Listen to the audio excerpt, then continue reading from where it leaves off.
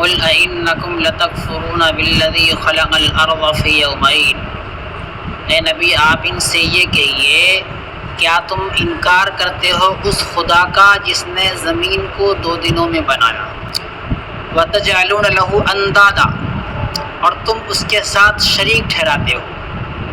ذَلِكَ رَبُّ الْعَالَمِينَ، وہ تمام جہانوں کا رب ہے۔ وَجَعَلَ فِيهَا رَوَاسِيَ مِنْ فَوْقِهَا، اللہ وہ ہے جس نے زمین میں پہاڑوں کو گاڑ دیا۔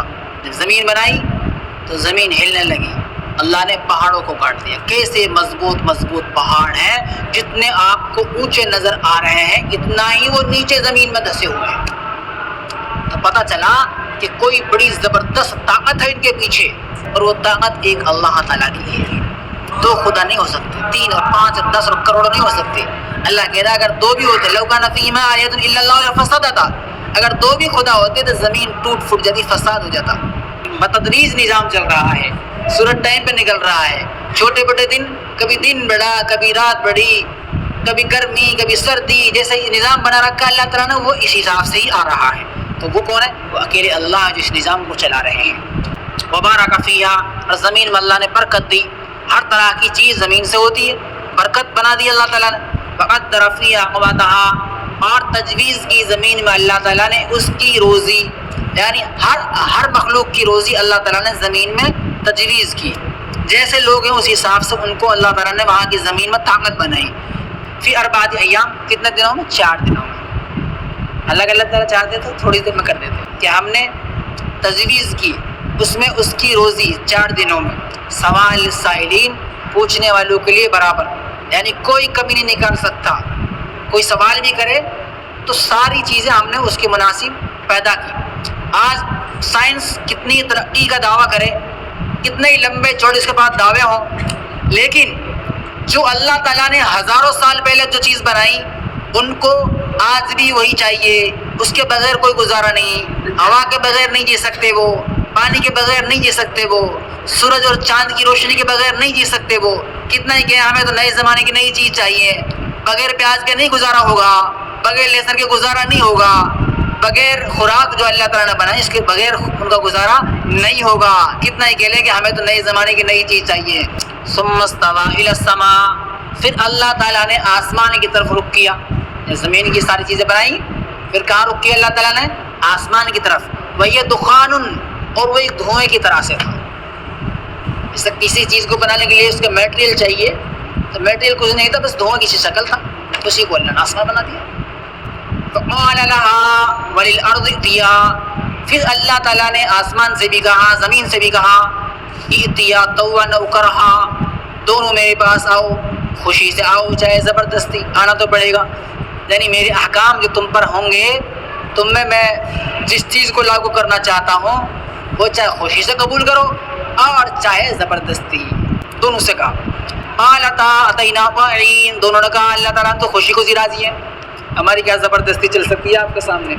زمین آسمان نے کہا تو خوشی خوشی راضی ہیں۔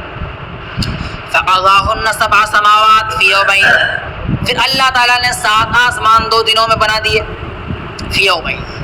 واوحی فی کل سماء امرہا، اور ہر آسمان میں اپنا حکم نازل کیا، حکم مطلب فرشتے اتار دیے، ہر آسمان میں فرشتے اتار دیے، اور وہ اللہ کی عبادت کر رہے ہیں، ہر جگہ موجود ہے، اور ان کو الگ الگ کام بانٹ دیا، جس کو جو کام دے رکھا ہے، جس کو جو عبادت دے رکھی ہے، جیسی عبادت اس کو بتا رکھی ہے۔ جو فرشتے رکوع میں ہی ہے، جو فرشتے سجدے میں ہی ہے، جو قیام میں ہی ہے، اللہ تعالیٰ نے جس کو جو کام دیا وہ اس کو کر رہا ہے۔ وَزَيَّنَّا السَّمَاءَ الدُّنْيَا بِمَصَابِيحَ، اور آسمان دنیا کا جو دنیائی جو آسمان ہے اس کو ہم نے مزین کر دیا ستاروں سے، بمصابیح، ستاروں سے مزین کر دیا، وحفظا، اور اس کی ہم نے شیطان سے حفاظت فرمائی۔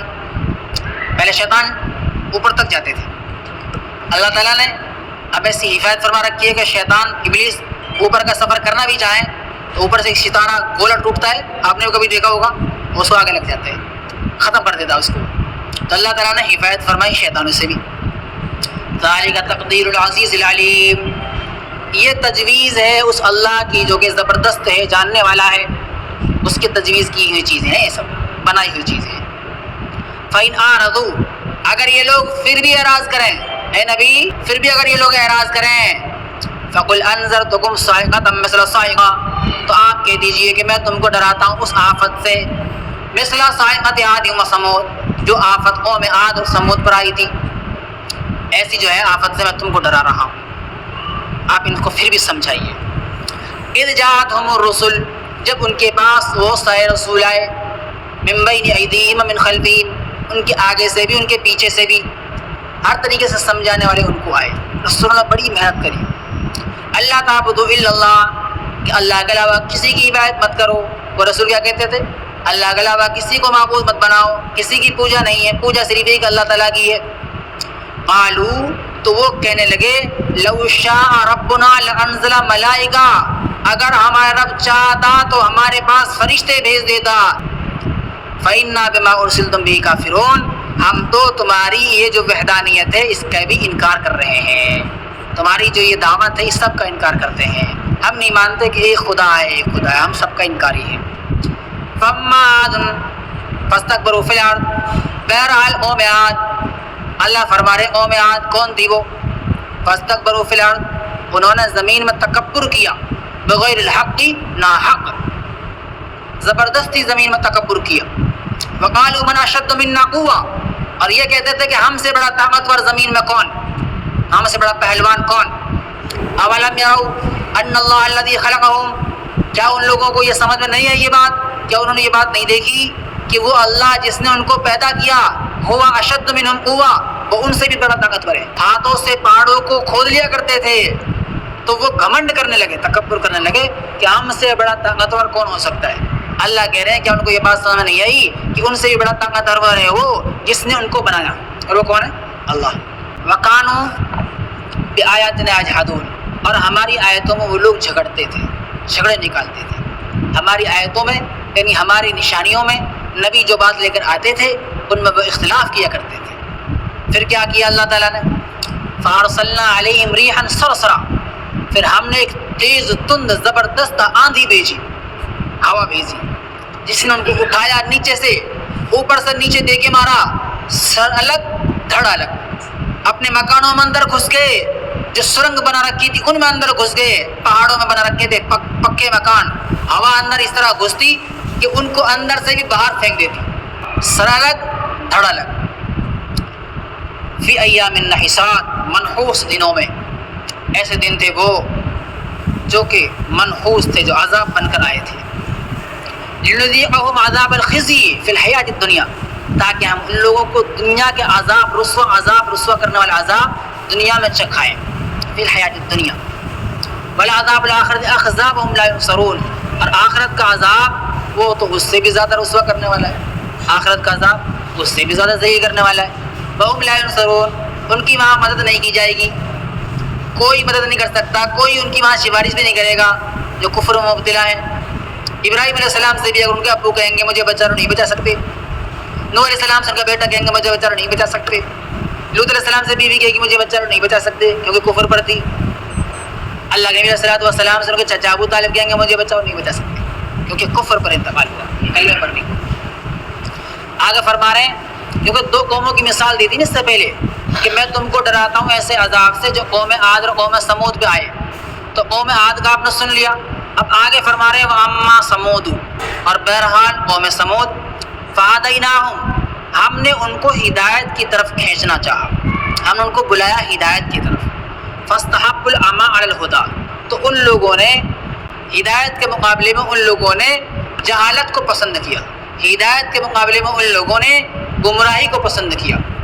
فَأَخَذَتْهُمْ صَاعِقَةُ الْعَذَابِ الْهُونِ، تو ان کو ایک ذلیل کرنے والے عذاب نے پکڑ لیا، بِمَا كَانُوا يَكْسِبُونَ، ان کے کرتوتوں کی وجہ سے جو انہوں نے اللہ کی نافرمانیاں کی۔ وَنَجَّيْنَا الَّذِينَ آمَنُوا وَكَانُوا يَتَّقُونَ، اور ہم نے ایمان والوں کو نجات عطا فرمائی اور جو متقی لوگ تھے ان کو ہم نے بچا لیا، اس کے علاوہ کوئی نہیں بچ پایا۔